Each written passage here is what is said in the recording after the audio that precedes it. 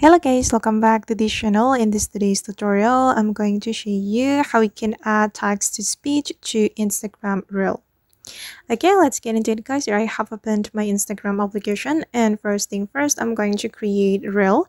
I'm going to click on this plus button, and then I'm just going to select Reel, and I'm going to choose video from my device.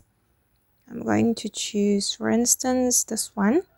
Okay, and then if we want to add text to speech to our video, we can add the text, and then you can type in the text.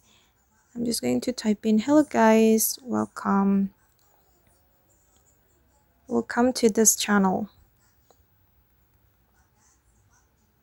Okay, just like that, and I'm going to click on done, and then you can tap on the text and then click on text to speech, and you can select the type of the voice you want to apply.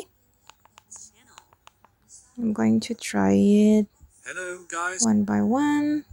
Hello guys, welcome to this channel. I think I'm going with this one, guys. Hello guys, welcome to this channel. And I'm going to click on done.